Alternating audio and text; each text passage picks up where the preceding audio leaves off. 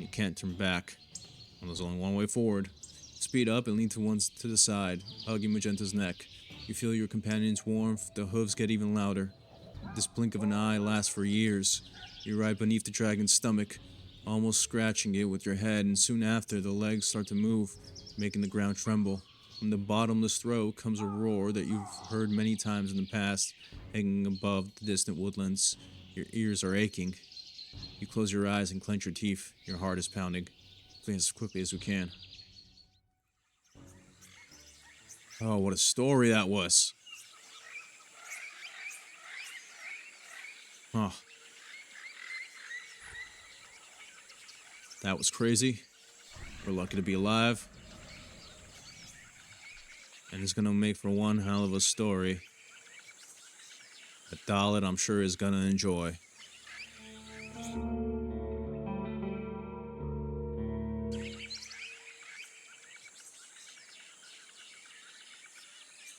Alright, we should go rest somewhere.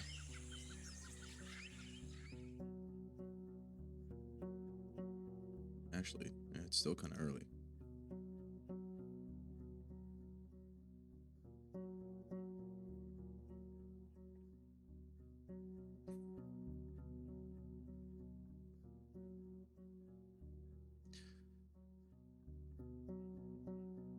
Hmm.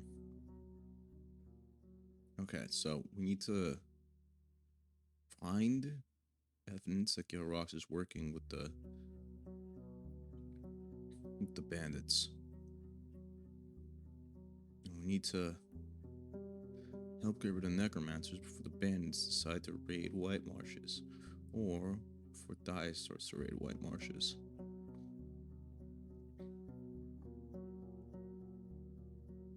This means we should probably go to Pete Fields.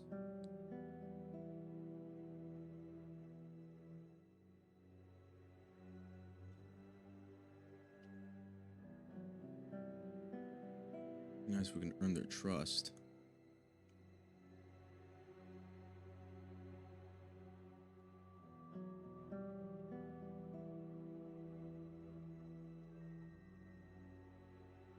Okay, open the path. Oops, we'll return to this later.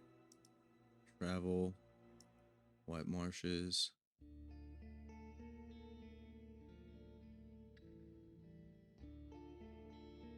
I should take a stroll and learn more about this place so I can then report back to Glacia. Well, I should still learn about this place regardless. Leave Magenta at the well and head down to the turf houses, but you can then hear the heavy steps of one of the armored guards.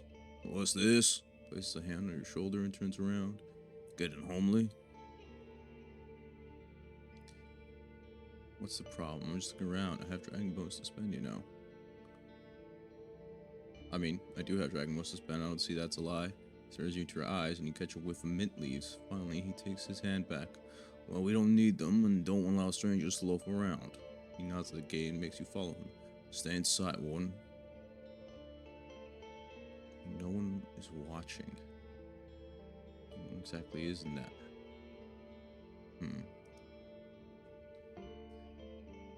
What a Helvius.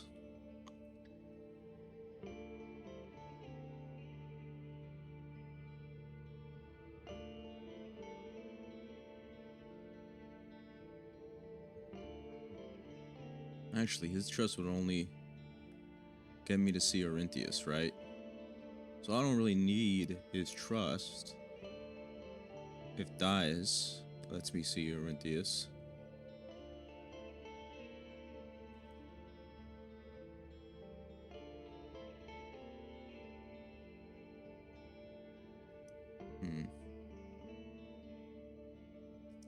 Alright. I'll spend the night here then. Still dark outside and only quiet. Think about Glacier's request. Spend some time looking around, though by doing so you won't get much sleep. For my own sanity, I'll do some looking around. You underestimate how difficult it will be to cross the many puddles and muddy alleys of the village. You seek silent routes, try to hide from patrols, some of which may already be dead, and sometimes spend a few minutes crouching in the dark, waiting for the right time to walk away. Once you get back, you recollect your observations. The guards seem weak, almost sickly. A few spots on the walls can be crossed, but the entire backside of the village is surrounded by water. The houses won't be taken down with fire easily. There are no obvious observation posts. The undead carry no equipment. Aside from the sheer number of potential enemies, the village is weak. It may be better to strike them quickly before it's too late. I'm not sure if Glacia should really learn about this. She may go too far. No, she'll definitely go too far.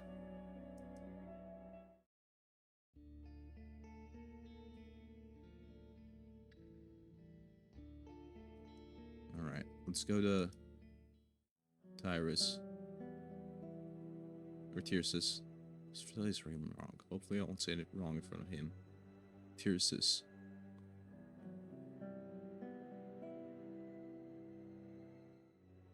Sorry, I had to get cleaned up. Nimby with Orinthius. And I'll be sure you won't make me regret helping you. You know you can trust me, Tircis. Help me help you. No, I allow an ominous pause. If we don't act, die as well, but he doesn't respond to threats. But it's true. His eyes filled with dread, his dropped shoulders and anxious toes confirmed that your message was clear. You know you can't trust me, Tircis. Help me help you. He raises his hands and rubs his arms, hesitating for another minute. Finally he sighs. You're right. Who else if not you? Let's do it. Here's how it's gonna work. Tell me once you're ready to talk with Orinthius, then get to White Mosses and spend the night there. In the middle of the night, I'll show up with a few friends and we'll clear the way for you. But remember, 'tis your only chance. Any ideas how to convince him? Why would I know? He didn't listen to me. Tapped his toes. Be prepared. He quotes Wright's tablets, talks about what's just, right, and whatnots, but he also knows a lot about the tribe. Helvius speaks of you kindly. Orinthius will know it. Maybe I should tell them about the ISIS plans. Tell me about Orinthius. I was never close with him. When I left the village to learn spells many years ago, he was but a priest for ours. Once I returned, he came forward like a prophet, shouting with zeal, warning the tribe needs to prepare itself for whatever. When his followers brought the first dead shells to the village, they were still in the minority, but were ready to fight for him. We could either throw them all outside of our walls or, waves it off, empty disputes and threats. You can tell how it all ended. Who could help me get a better understanding of necromancy? Blows out his cheeks, moving his lips left and right. Well, not the druids, he speaks slowly. Mayhap the monks in the mountains to the west beyond old Pagos. Only they've time to learn about things they don't need to survive. Damn, I already used up my secrets. Should I be afraid of him? Will I need a weapon? He's an old, weak man. He hadn't hurt a rat. But the only way I'm going to convince anyone to help us if it's clear you're just as harmless. You'll leave your axe by your bags. He says it like it's an order, but you doubt you notice the dagger in your boot. And you're sure you can get me in. He giggles. You underestimate how many secrets a warlock knows, and how many favors he carries. He grabs and shakes the amulets on his chest, as if they're meant to explain it further. Alright. Fine, I'll come here once I'm ready.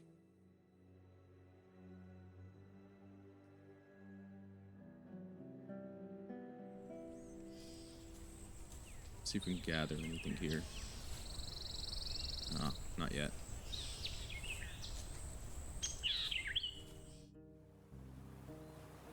Alright. Ellie turns around, get close to the rock face, and observes the hourglass, listening to your case. I don't know our prelate's response. Stone could be explaining that every autumn is followed by winter. Thou mayest think there's a difference between the tribe of Druids and the tribe of Necromancers, but they're both lost in their desires. With enough time, they'll find themselves dwindling. There's no reason for us to interfere. Ian looks around and steps closer. But I don't take thy tale of blood sorcery lightly. A bottle. He addresses Decima, and while she's reluctant, she gives you a vessel of noticeable size. If thou faces difficulties, this will save thee. A bottle. A fresh healing portion. Okay.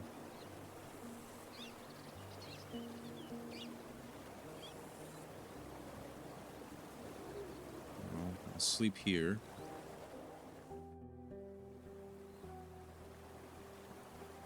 And we'll travel.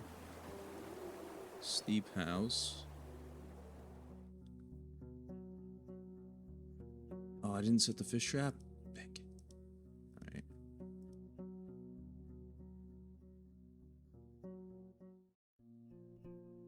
Looks like I need to rest. Push the guard, do some axe throwing. To the inn, go to the innkeeper, grab some leftovers.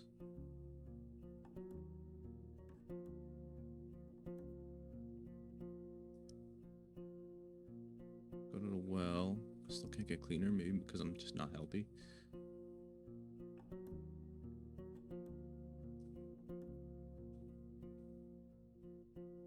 Oh, well, there's not much I can do about that, is there? Go to Howlers and rest here. Gossip, enter the village, the main square. Get a bath and dinner. It'll take an hour.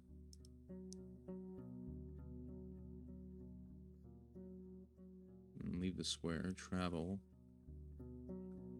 Get to here in 2 hours and 45 minutes. Wait, the bath didn't hit. Oh. Damn it.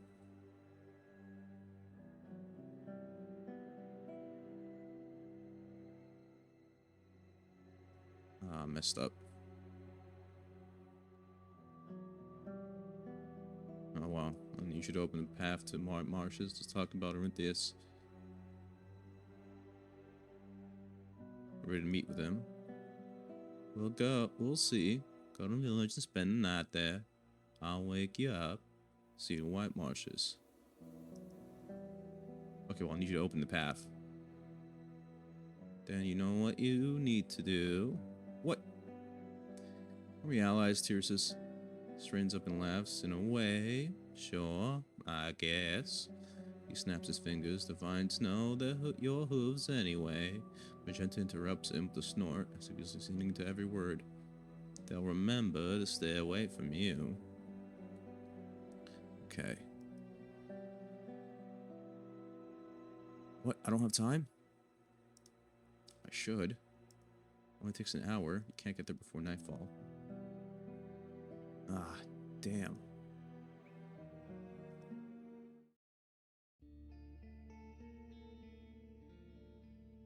Oh, looks like I didn't make it. Go to Helvius. Try to get on the good side. Need to strengthen your guards.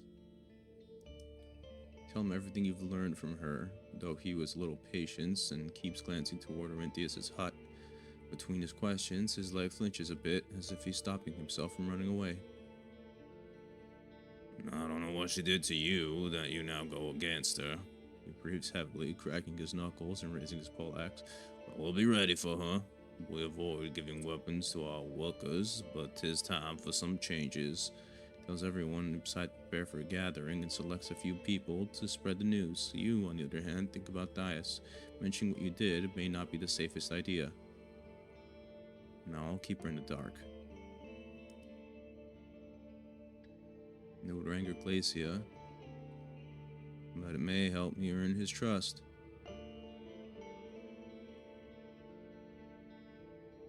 And where's the Highwayman's hideout?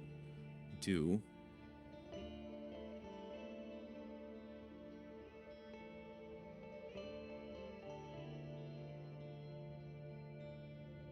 but I still need her trust.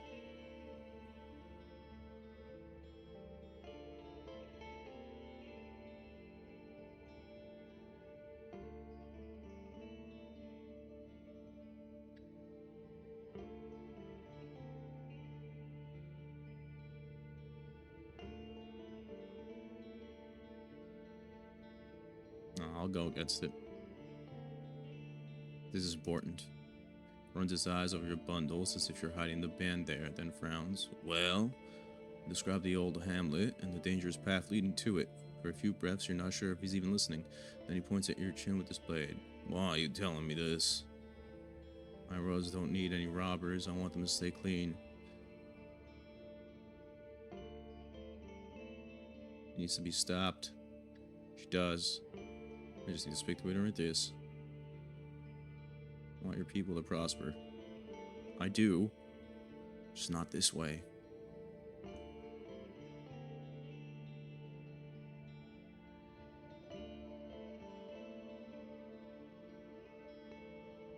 No, she needs to be stopped. She's becoming nothing but a typical murderer. He nods in agreement. She's a hateful spirit, and we'll take her down once our walls grow tall enough to guard us.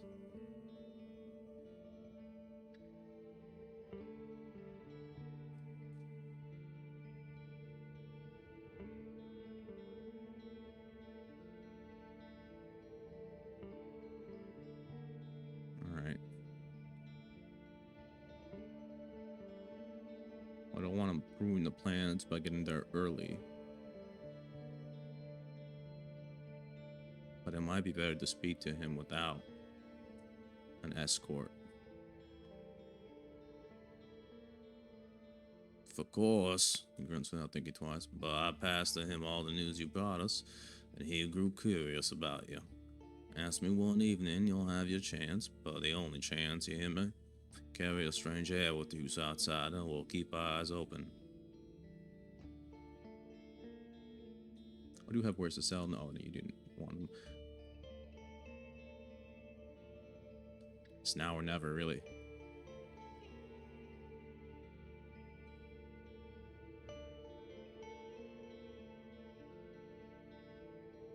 Can't I sleep? Could sleep.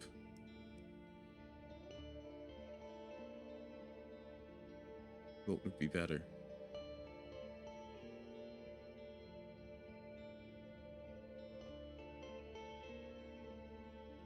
He would already know that I have at least a little bit of his favor, Elvius's favor, but he probably would trust me more if we didn't do some warlock stuff to get to him. But then, again, Tircis.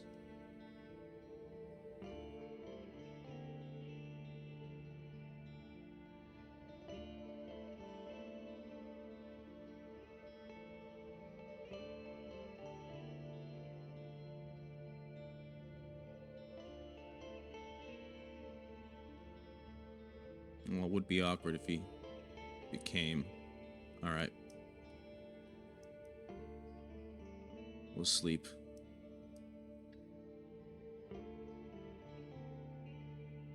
Door opens gently. You recognize Tircis' silhouette, even though he has no creepers with him. Together with a few hooded figures behind the threshold. Once he makes sure you're awake, he covers his head.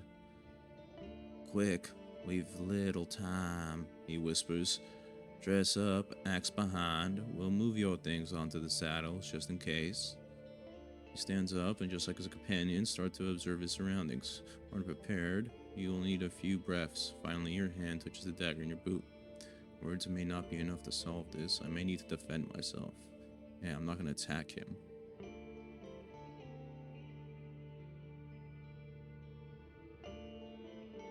Yeah, I might need to defend myself, but he is just an old man. None of their undead have weapons yet. I'll leave it behind. Dark figures spread. You sneak through the dark alleys with no undead or guards in sight. Curious girl observes you from an open door until one of your guards one of your guides pushes her head inside, telling her to go to sleep. You approach the flooded grass, step on the wooden beams, and climb up the squeaky stairs.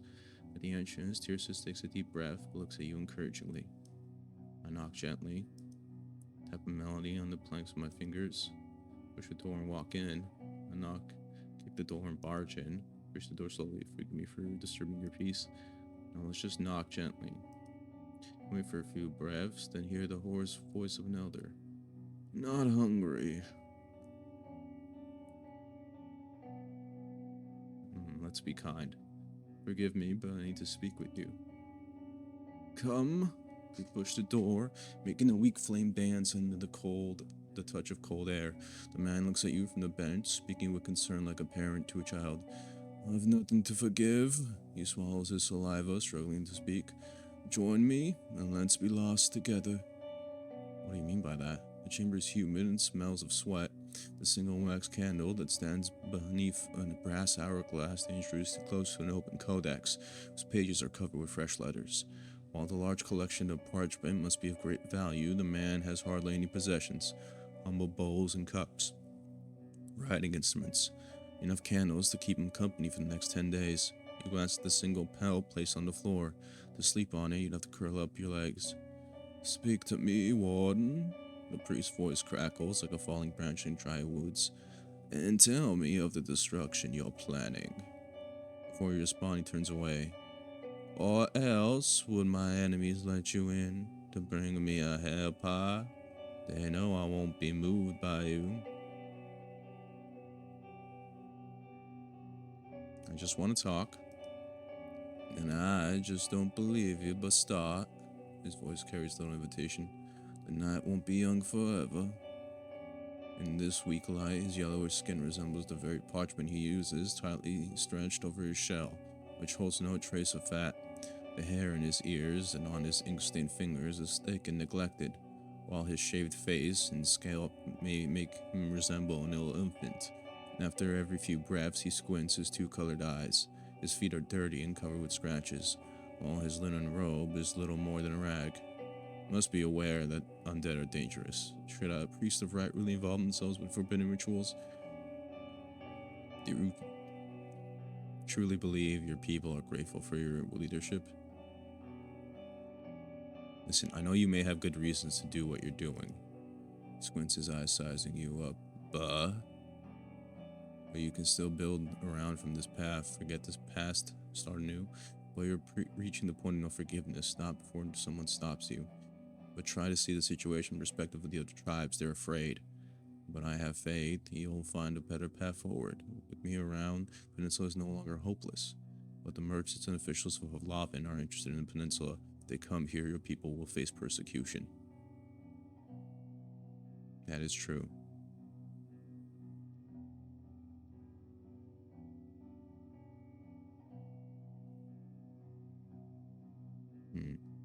I could bring this up. Try to see the situation from the perspective of the other tribes. They're afraid. They are.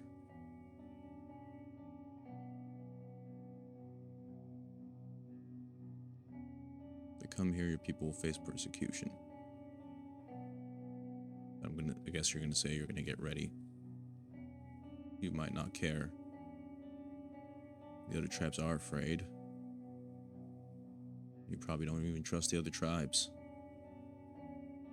It's better to lean on your people.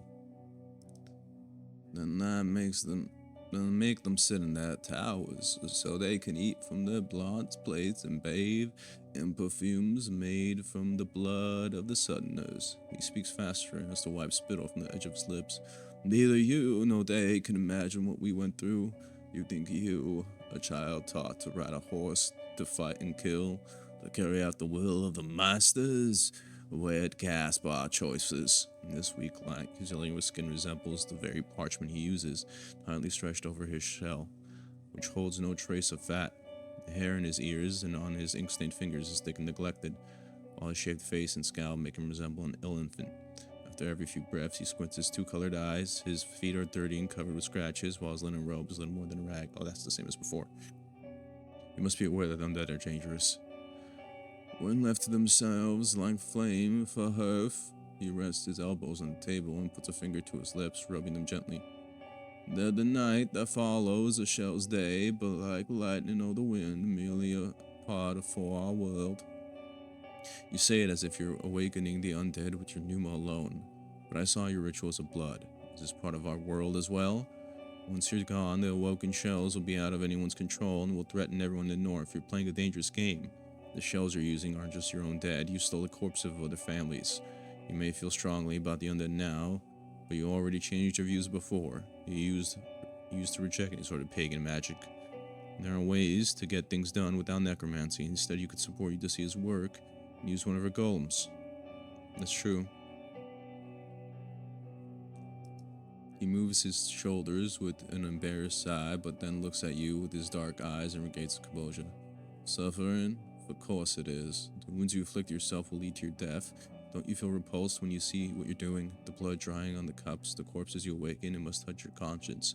Blood magic and necromancy may be a part of our world, but so are plagues and famine. We need to accept them, but it doesn't make them right.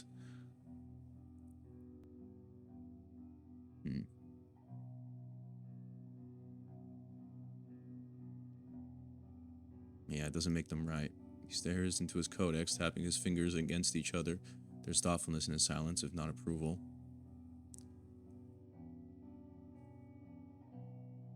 He is a just man, or he used to be.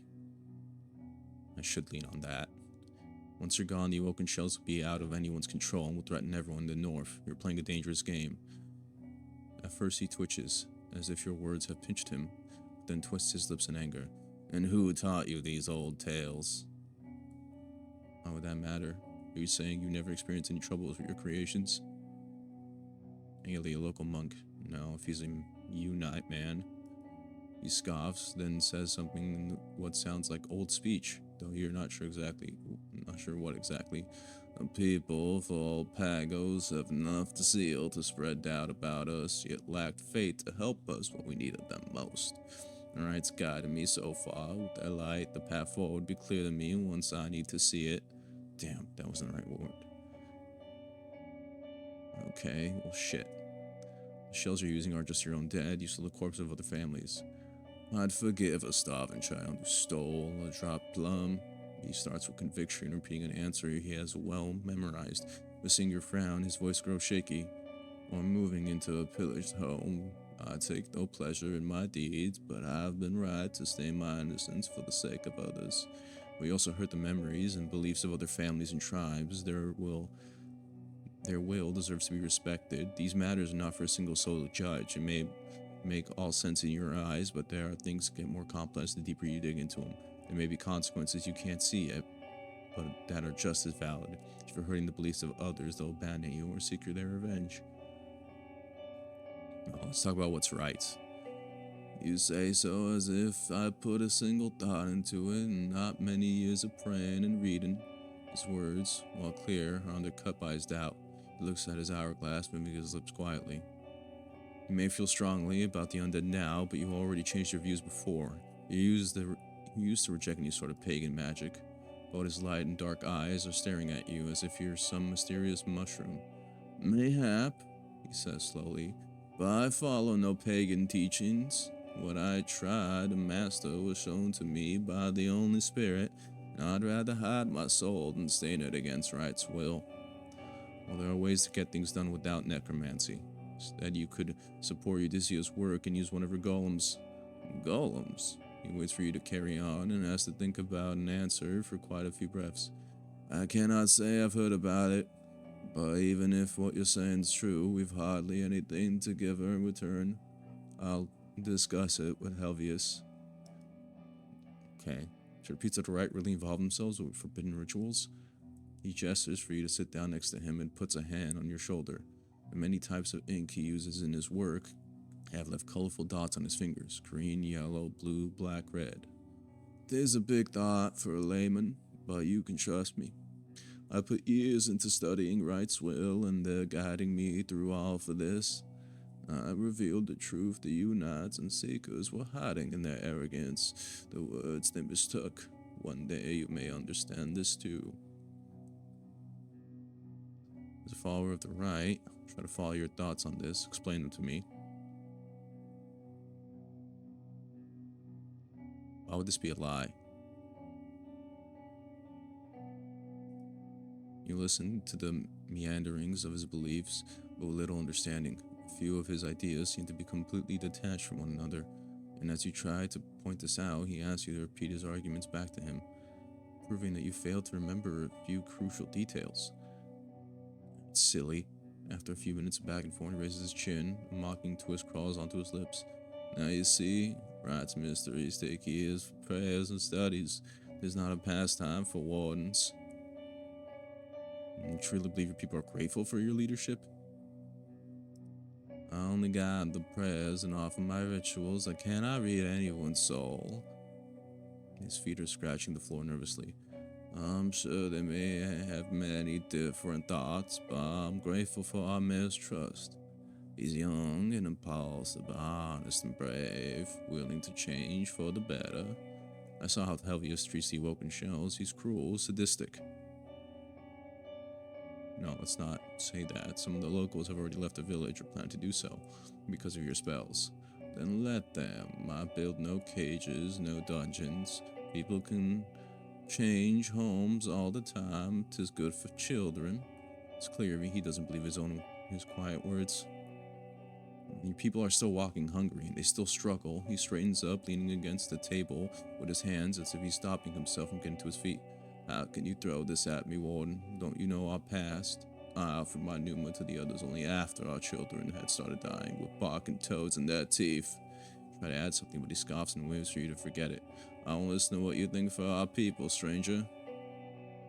Damn. I met this prophet at Foggy's. Tell him about Caius, his faith, past, and visions, of the great flood of rivers of faith, and of the new cities, and of the judgments of sinners. The priest listens carefully until his patience fades away. Why are you telling me all of this? No, he's an interesting person. Maybe you two should meet one day.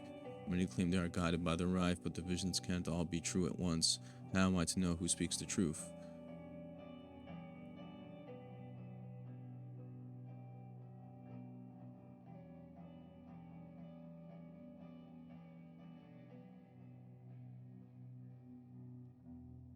Maybe you two should meet one day. That's true. Maybe you should. Unable to decide if you're sarcastic or not, I smile gently. I'll think about it. Maybe pushing this too far. Can't you see I'm trustworthy? I don't wish you harm. I can, and I still don't understand you, Warden. You came here. His voice is interrupted by a weak cough, which leaves drops of blood on his hand. Distracted, he wipes his hand on his robe, mixing the blood with dried ink. Damn, I guess we're done here. He spares you an absent glance, then turns around, steps away from the table, and falls on his knees. The cabin is so tiny he can lean his hands against the wall. Why do you let me hear this voice again? You think about a response and realize it's not you who's currently being addressed. What? What's going on? I carry all the answers you taught me, and I'm so torn. I begged you to give me a steady hand, but even now I'm lost. But by the things I asked you about.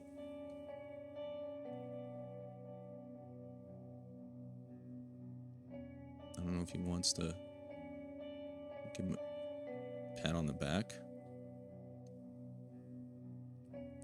Well, might as well. At this point, it's not like he'll. He already doesn't want to listen to me. His exhaustingly long prayer gets harder to understand the longer it goes on. The priest's accent gets thicker, while at the same time he adds more and more words from a deer's tongue and mentions names and events you've never heard of before, as if his worries need a lifetime to unravel. You may not convince the man to trust you, but you've awoken his long-buried fears. After what feels like an hour, the sobbing, snotty man uses the bench to support his sore legs. He stands up and approaches the door. Come, Warden. Time to fix this. All for this.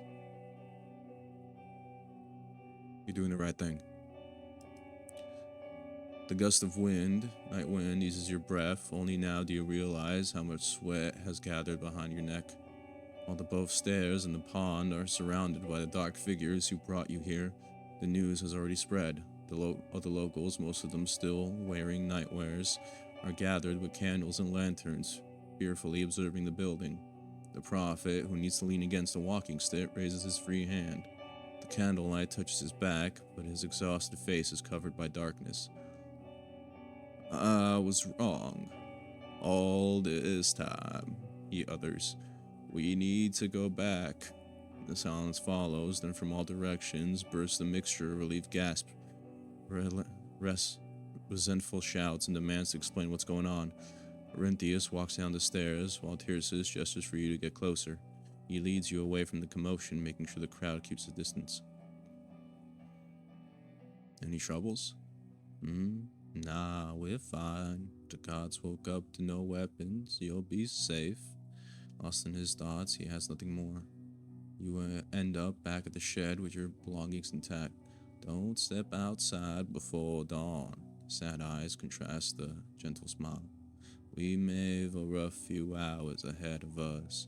We'll guard the building, but don't put more troubles on our backs.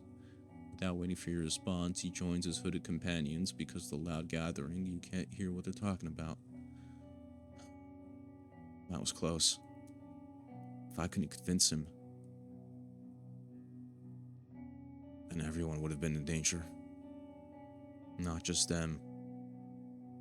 People following Glacia, Dias, all the people from the other villages. I was scared. I was scared none of this was gonna work. Oh, you old fool. Oh my.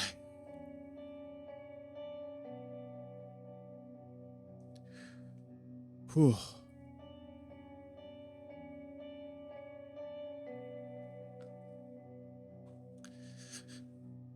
Right, there are gonna be people who are gonna be upset with this. Even though I know it's for the best. He knows it's for the best. Tomorrow I'm gonna need to, get out of here alive. But also convince Glacia to put her weapons down. As well as convince Dias to do so.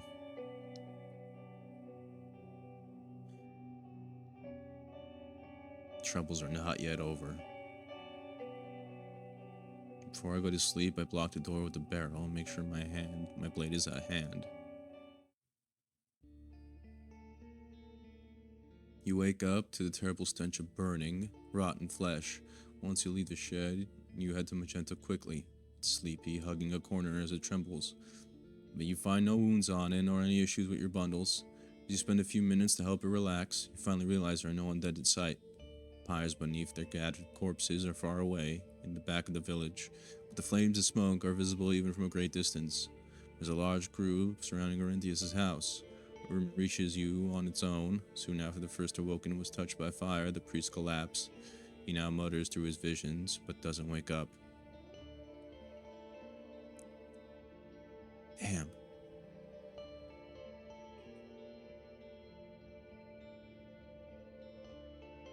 Maybe I can help. Do I have any Numerox?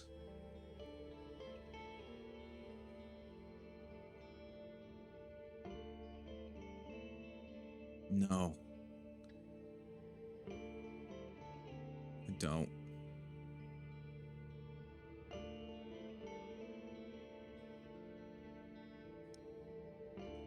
Hold on. I'm gonna go get you some Numerox.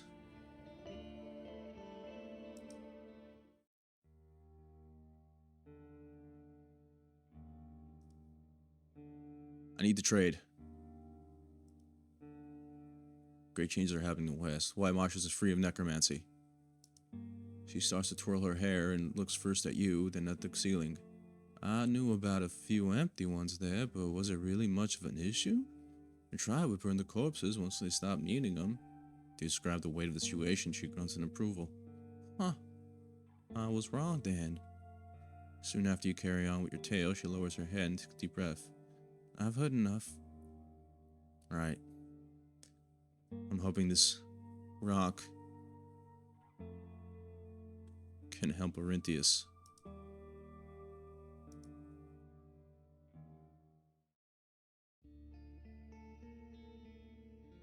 Aside from the gatekeepers, you hardly see a soul. A few of the locals come around, making sure no threat has arrived, but no one approaches you. The locals move slowly, yawning, trudging, and the previously loud tools and building materials are now abandoned. Helvius.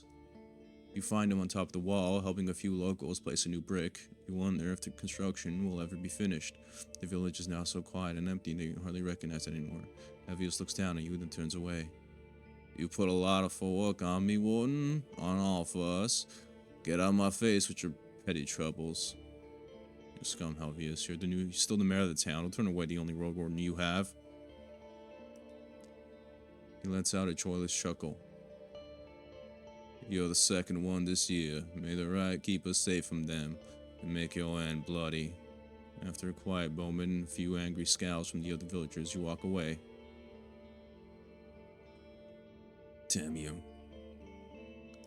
Valens. I brought this for Orinthius. I can't tell him that.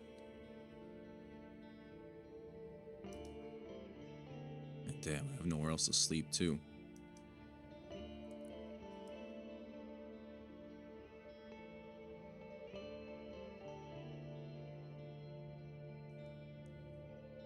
Alright.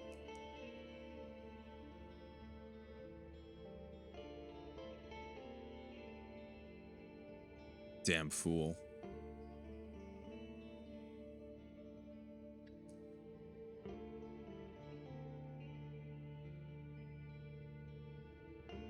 Could have even given you the copper ore.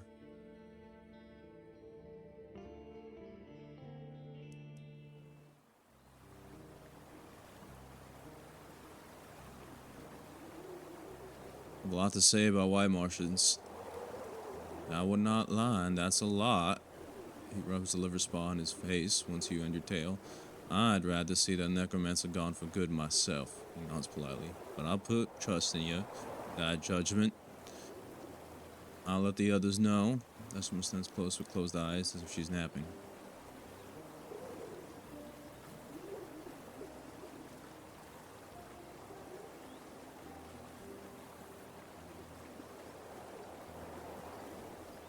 Alright, old Pagos is next.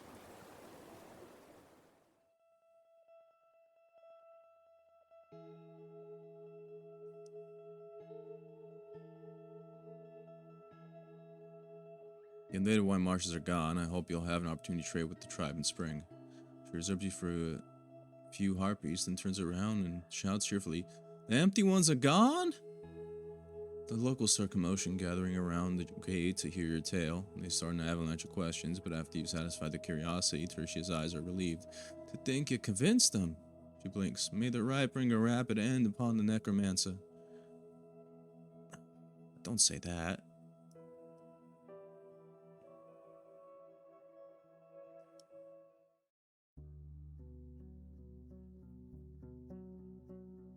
Gossip for a bit.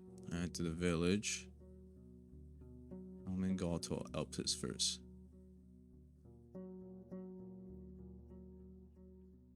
Okay, maybe not. Go to the main square.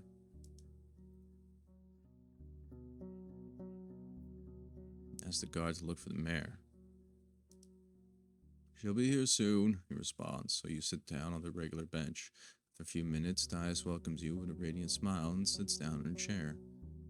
Star, it looks good on you, Leto. You made the right choice trusting her. I certainly didn't make the right choice trusting you. Necromancer of White Marshes has no more control of the village, and his laborers are gone. Describe your conversation, admitting how you managed to meet with Orinthius in the first place. Dias titters, but her harsh green eyes look around as if she lowers her voice. So you've put all my preparations to waste. She leans away, adjusting her cape.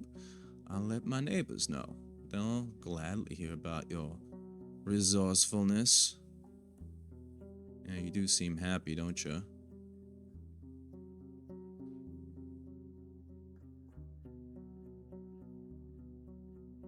The monks are worried about Odysseus' golems.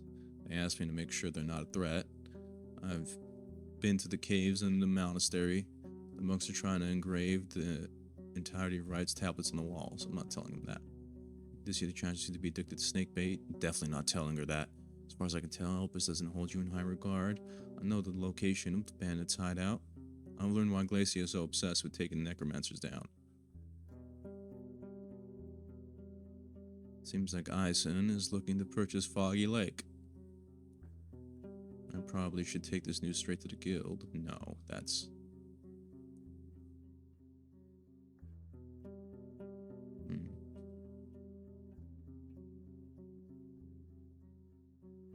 Right.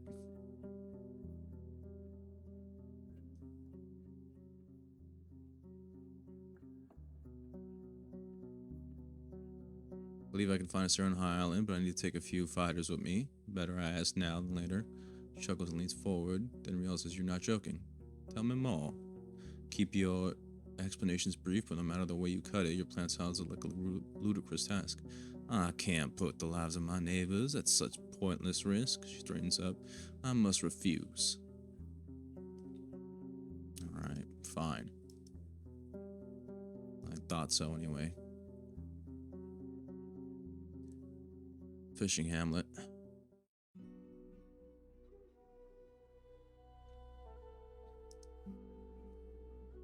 Oh, okay, guess I can't tell her.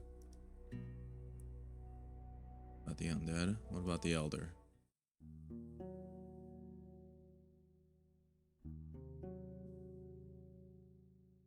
I heard I like to correct my award. Oh. The old druid is at the edge of the pond, staring at the distance, and after you get on the ground, he gives you a hesitant glance. And the beasts are heading for the bogs, he says cautiously. Necromancer spells on Namor. You try to figure out how he knows it, but he doesn't show you much patience. Explain. Your tale's brief, and the man doesn't delve into details. He took a swing at the cause, not the symptom. He strikes his beard and smiles gently. We can only wait to see if your cure will work for long. His voice is as warm as a soft blanket. Well, you acted like a healer, not a pillager. I wanted to do more.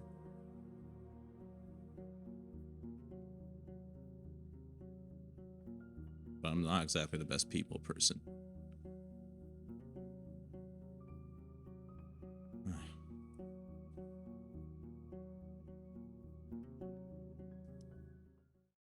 See if we can get any fish.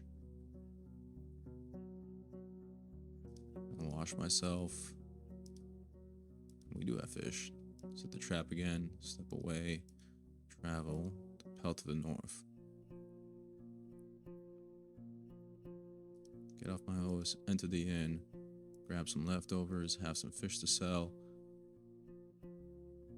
The white marshes are gone. The village suffered no losses. I thought you should know.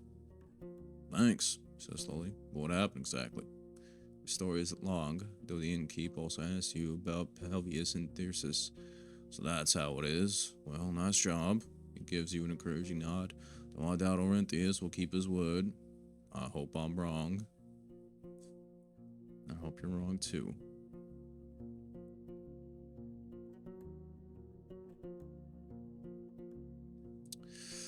Right. I need to sleep.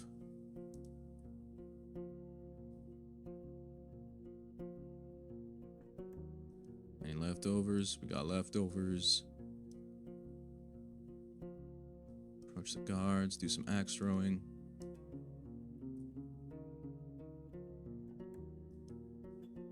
Oh, right, I should. Into the inn. Tulia.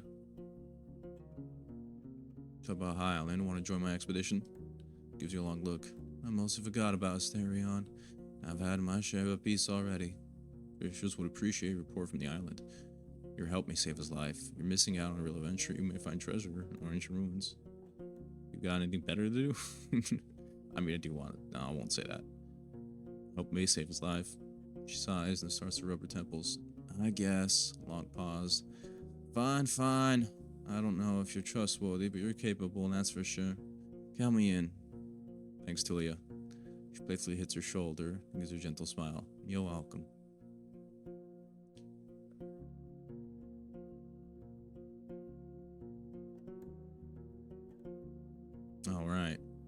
practically forgot about this. The priest of Whitemarsh has agreed to release the dead shells. Problem solved. Just like that? Voice is close to a shout, and after you explain that it's quite a bit more complicated, she struggles to listen without assailing you with questions. Finally, you conclude your tale, and Tulia chuckles weakly.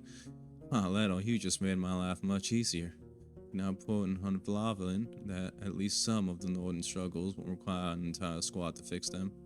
Just don't admit my part in this. I wouldn't dare. I'm more than fine with the truth. Are you? Because I don't think Vlavelin is the only one you're reporting to. You glance at the innkeep and gesture you to lower your voice. Come on now, it's the only pass-through Hack Hills. Recently, there was a caravan with tools and spices that was taken by force to be sold for ransom. Someone told them to turn east, right into the band's trap. You want me to believe you bear no responsibility and saw nothing? She even mentioned you guys.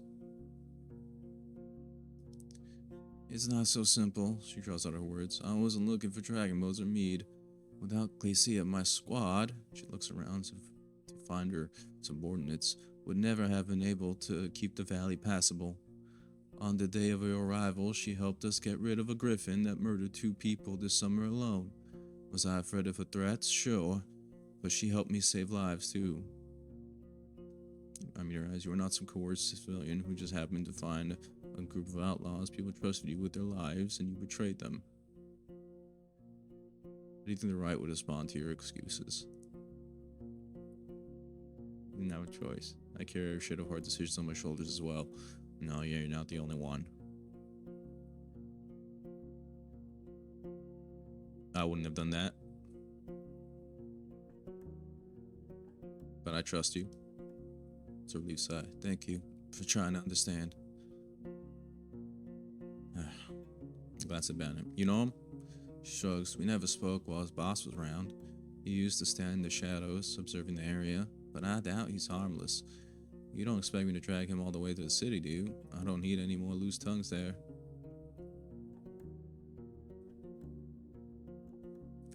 No, but I will. Unfortunately. That was our deal. Took another look at the main hall. Pyros. Hey, Rhodes, don't need anything? Need your assistance. We're going to spend a single night on High Island, west of the peninsula. Shit, on a boat? He snorts, rubbing his burned face. I have no choice, do I? I'll prepare my ballista, but be sure I'm doing nothing else for you. Alright. Pyros Tulia, the bandit. Oh, I think he already knows. Quintus. I need you to return the favor. I'm heading for High Island. Squints his eyes, the bandages almost fall off his face. Pull him back in, eh? Well, as long as it's not just the 2 of us, I'll prepare my stuff. Just tell me when we're ready. Okay. First, I gotta go meet with the tribe. And I gotta go to the hideout.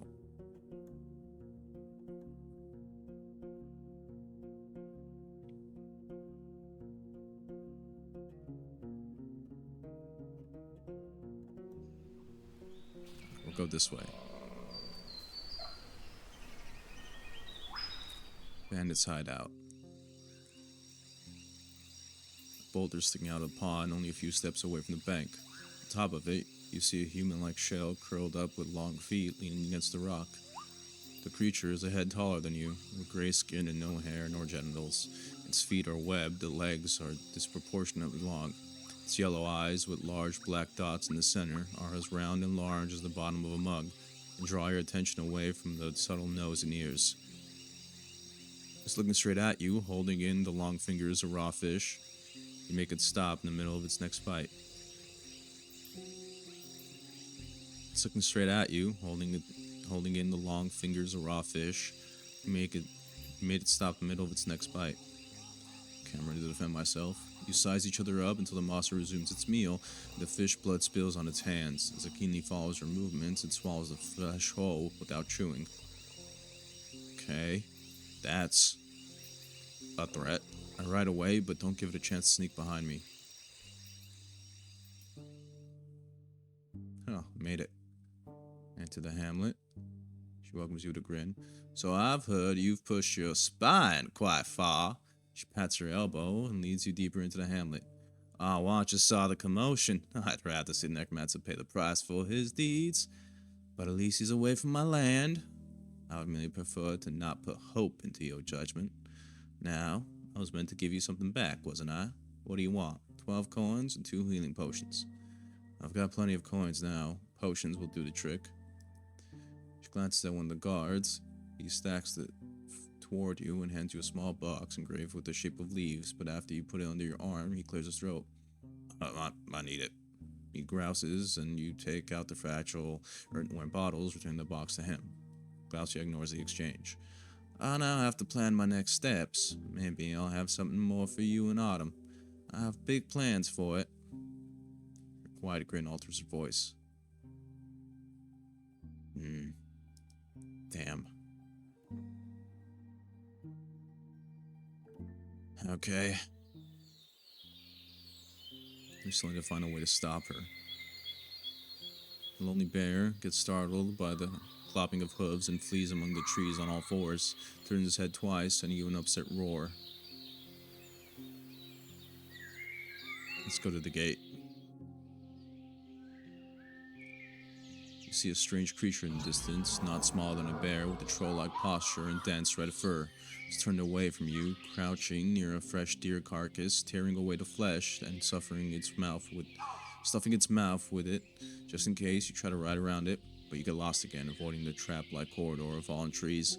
At one point, you reach a bright glade, with sparse brushes and a colorful meadow. Some of the plants bear berries that shouldn't be trusted, but you also find a couple of tasty-looking green and yellow apples, plums, and old strawberries.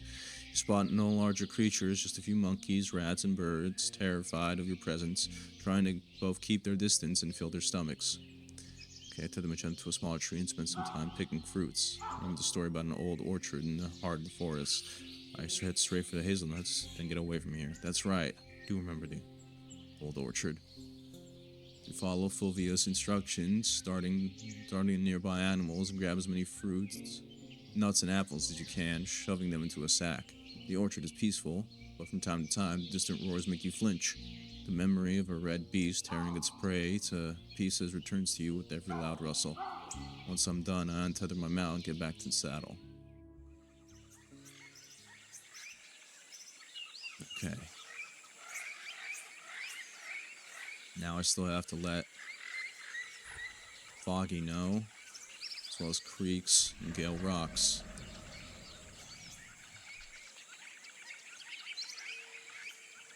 I need to find a way to stop the bandits. Maybe I should say hi to Tircis. Fogs fill the bogs with their songs and hide among the puddles as you ride down the path. Tircis welcomes you by widely spreading his arms and creepers. I still smell the pies. Orinthius, know all thing priest, has washed his ears for you. His laughter makes his amulets rattle. I must say, I expected much worse things from the city folk after all the stories I've heard. What did you tell him, Warden? You answer a few of his questions, enough for him to grow bored of this exchange, but even then he keeps wandering along the scarp. I helped you with the undead and brought you your possessions. This should be enough to earn your help. We discuss the recent events, and while the man lets out a grim sigh, then crouches, shortening the distance between your eyes. Wasn't the deal? Well, I want you to keep on breathing. I'll await your call. That was the deal. What are you talking about? I'm heading for High Island, and I want to take you with me, just for a single night. Good. His ominous rattle. I hate having vague debts to pay. Come once you need me, and let's be done with this quickly. I will. Now, who's next? The fish are probably already. Set the fish trap again. Go over here. Set the fish trap again. Foggy Lake.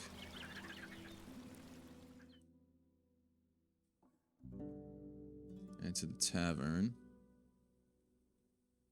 White marshes won't be overtaken by its undead. Ardias agreed to abandon dark magic.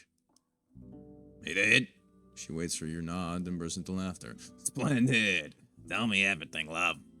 Right when you start, she gestures for you to sit down at the table, and uses her hand and spells to pour both of you a cup of dense mead. She listens patiently, then leans away, scratching her chin with her wrist. When I was younger, we had it easier than you do now. A wide grin carries more charm than playfulness. Before the war, there were all those patrols, wardens, monks. Not many folks were eager to solve their issues with force. We adventurers only asked for a target and a pay. No one asked us to judge human hearts. I don't envy you. She points at you with her cup. Trying to hold both an axe and your wits, but I'm glad you do well with them both. Now help me, Foggy. I need to find someone who knows more about High Island. She rolls her eyes. Dear, you're putting your fingers into the wrong stew. You're ready to change the topic, but she sighs loudly. Ask Navica from Gale Rocks. He spoke with Navica from Gale Rocks, but I'll go ask her again. I think I've done enough to earn your trust. Tell me more about stuff Asterion brought you. She observes you with the patience of a statue, then sends the one-handed man outside with a nod. After a minute, she brings from the basement a simple package covered with wax, tied together with a couple of cords. She removes them in silence. The scent of honey fills the air. She raises a dark cloak, green like trees covered by shadows. The shapes of leaves are embroidered on the surface with a silver-like thread from the hood to the very bottom. They are the size of your hand, spread sparsely, elegant. Each one is different. It's heavy, most likely rainproof, but the inner layer is drowny, made from lamb's wool. Every scrap of this garment was touched by a master. There's magic in it. Foggy's voice is solid. Keeps you warm at night without a fireplace. Makes rocks feel like fur. Why'd he sell it to you? He needed dragon bones. Was planning to travel somewhere. Needed coins for a boat. She folds the cloak and packs it again, tying the cords with the dots. I told him to look for it in Gale Rocks. You wait for her to go on, but she changes the topic. That's how she found Navica. I wanted to sell it for 50 dragons, but if you're interested, we'll see. I want to ask for a fortune from a friend.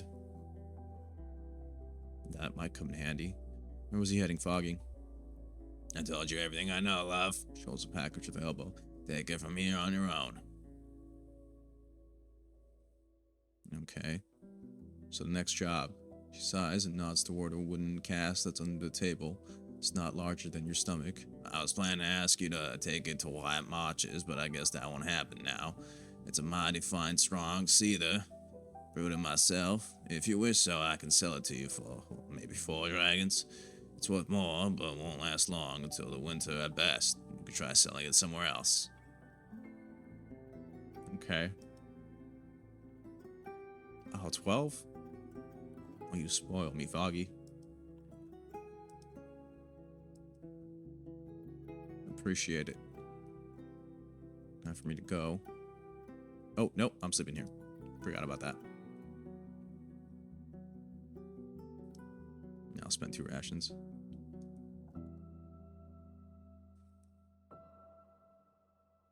Alright, let's eat. The foragers. Let's crash the price now, Tizzy. Hopefully he lowered it. I don't know how well you handle yourself in the wilderness. Too bad we couldn't hunt together. 29 dragons. Damn it. 29 dragons. Okay, fine. I'll be back. Gotta go to Creeks. Group of woodcutters wave to you from the copse growing by the river. Both the path and the yard behind the gate bears fresh blood stains as well as claw marks. I have a day to spare. I ask around, see if any locals need protection on the... I need the dragon coins, really. Approach the shallow creek. Jump into the stream.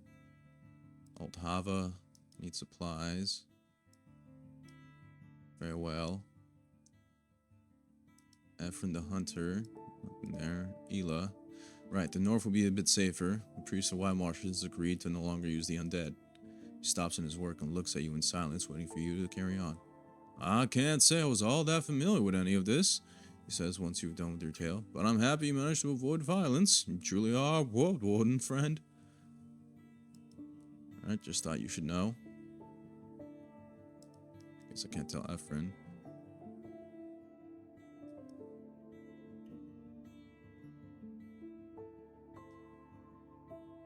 Let's see. Gale Rocks will be next. Can't get to here before nightfall. Oh, because I spent time working. Gale Rocks it is.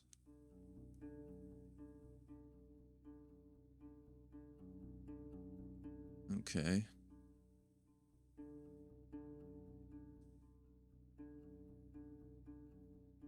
Let's see. Aquila the Bath Man. I don't need a bath.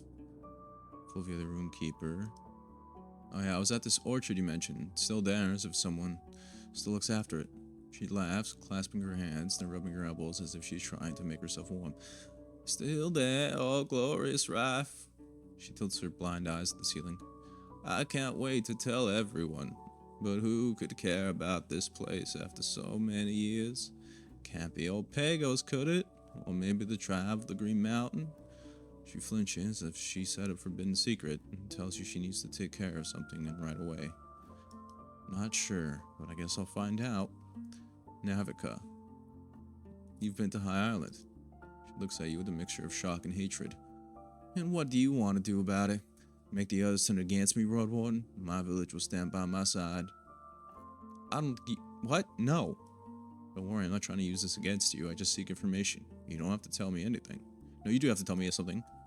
Relax, I plan to see it myself. I'll look for a nice seashell. I'm not one to spread rumors. Tell me what you know about it and I'll keep quiet. Well, you know, I'll make your misdeed won't be forgotten. Please, Navica, I need your help. I have to know what may await me there. Yeah, she's already... I think it's okay to be vulnerable here. She looks at me in silence. How come everyone needs my help? And I'm just sitting here making boats, not bothering anyone. Seeing your sad smile, she lets out a heavy sigh. Yup, a few city folk paid me to take them there, just as the war started. It was more than half my age ago, right? I thought coins would save us from barbarians, stupid. I landed at the edge of the island, waited for them until dawn. They were meant to look for something at the bottom of the volcano, I guess. They didn't come back, so I came back all alone. Dawn? You repeat. She gulps loudly, then clicks her tongue. Yep, you can't get to High Island in sunlight. The tides are too low to reach the cave. You know about the cave? Behind the closer waterfall? She doesn't answer. Wait for your answer, growling as she tries to recollect her memories. I ain't seen what's inside, and I'll do my best to stay quiet. For me to get there, and I do need to do so during nighttime. Yup, or you could just not do all that and stay on the land. She reaches for an adze and grabs it with great strength. Yeah, I already have a boat, so I don't need you. I need the boat from you. Petronius doesn't want any gossip from me. Fisher, Portia, and Taylor. What can you do for me? Nothing, right? Yeah. Alright, Severina. Puts her writing instruments and looks at Keely. What's the matter? I bring news about White Marshes. The local necromancer has agreed to ban his practice. She exchanges a look with her surprised guards, then reaches for a wax tablet. Do tell? She interrupts your tale often, seeking lies and omissions. Finally, her violet eyes smile gently. My only to deal with the danger, you saved the bridge between our villages. She knew something on a wax tablet.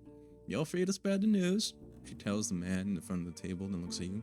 You'll catch a much deeper rest tonight, later. You're exceeding expectations. And you know I can still do some work for you. She runs her eyes over you, then glances at the guard in front of her.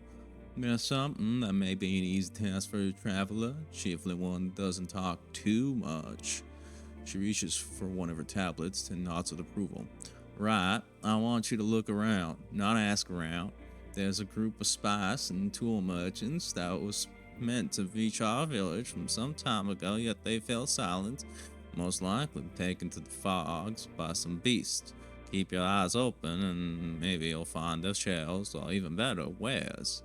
Once you learn what happened, I'll pay you. She starts to hum herself, looking into a pouch from the desk. 5 coins. Just don't speak with any other tribe about it. She stares at you harshly. We must keep this between ourselves, and if the merchants turn out to be nowhere to be found, I'll pay you as well. I shouldn't ask anyone if they saw these merchants. It could save me a lot of time.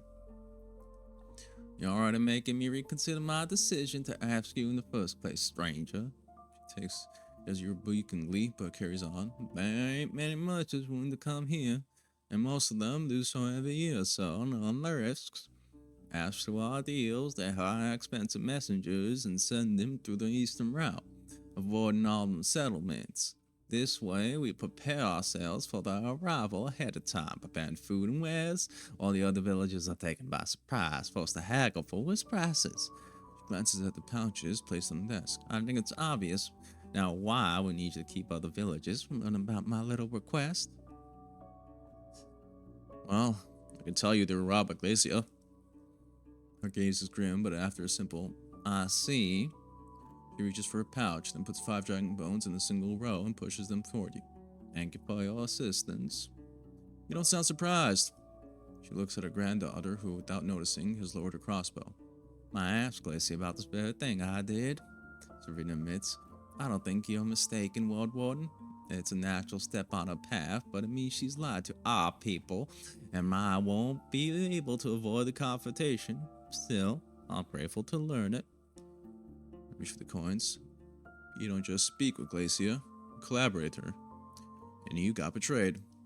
She looks at her granddaughter and nods at the exit. She frowns, raising her crossbow gently, but obediently leaves the room. The perfumed man moves his hand to the grip of his sickle sword as if trying to compensate for the sudden lack of assistance. Glacia was born and raised in this village, and many of those who joined her band used to be our neighbors, or their spouses. We ain't talking here about some strangers I'd put a bounty on. No, I get it. Discuss the matter for some time. You focus on the link between the Wyoming and the rare visits of trading caravans. I'm sure you've heard about the squad of soldiers sent here by the city. You conclude. I conclude that. I'm sure you've heard about the squad of soldiers sent here by the city. Their fight at Hag Hills Pass has pretty much crushed them. Once the officials learn that there's yet another group of armed bandits and fully supported by a crucial trading partner at that, it won't bode well for your current lifestyle. She listens carefully, and her answer is close to a whisper. Tell me what you propose, stranger. It's time for your village to join forces with Hufflaven. If Glacia is ready to put your lives in danger, you need to have soldiers at hand. Someone ready to maintain the roads and keep the beasts and bandits away. The crossbow woman peeks inside as if surprised there hasn't been no bloodshed yet. Severina reacts to it with nothing more than a glance, staring at you like a statue from above her clasped hands. Is it too late to admit I was sure this is where you'd be leading me with all your talk? I'm ready to ask council to listen to you, I am. She can't completely hide the pain in her voice. There's been more and more talk of such a treaty in recent years as our lives get harsher than they've been in many decades, and we even grow apart from our neighbors. She then notes something on her tablet and gives it to her guard, sharing a telling nod with him. But I ain't sure yet what's right, stranger, and the elders and head workers won't be so sure either.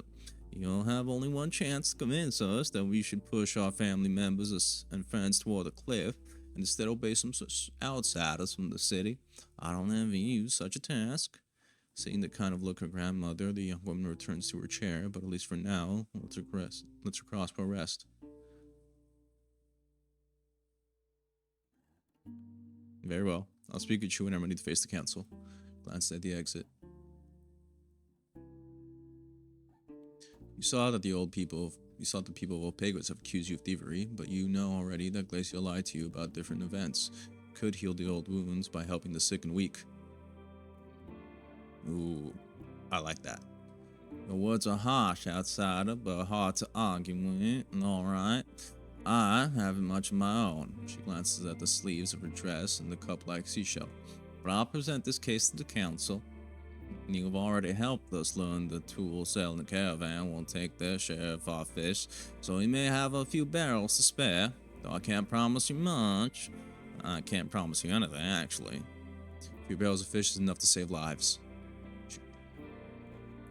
She glances at her granddaughter, lets her fingertips tap against each other and sighs. Not a lot of prize, I'll do my best. And I'll vote yes, says the guard with a wide smile. Thanks for being willing to try, at least. Glance at the exit. Okay. Before you leave the halls, every night asks you to wait. The people of our village are sharing good rumors about you, she starts.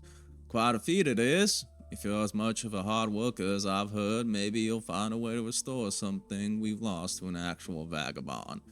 Not a young lad, calls himself Pyros. Was staying with us almost half of a summer ago, and one day left before sunrise, carrying away our iron ingot. Her grandmother gives her a silent but pained look. Ah, come on, Pyros. If he had any sort of wits, I'm sure he left the peninsula a long time ago, the eastern route. Or that I tried, but maybe he was dumber than I thought. You ask about what she wants you to do, and she responds without hesitation. Merely return the ignorant. It was nothing more than a crude eye, not something to murder each other for, but still, points at you with her stylus. A sin worthy of a coward, and believe me, not the first robbery that's happened to us. Clear my throat. Right, I'll let you know what I find. Ah, Pyros, you son of a bitch. Why do you keep doing this? Ah.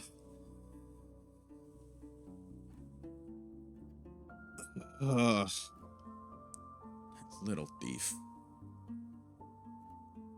He's lucky I need him on that high island expedition. I just had to wring his little neck.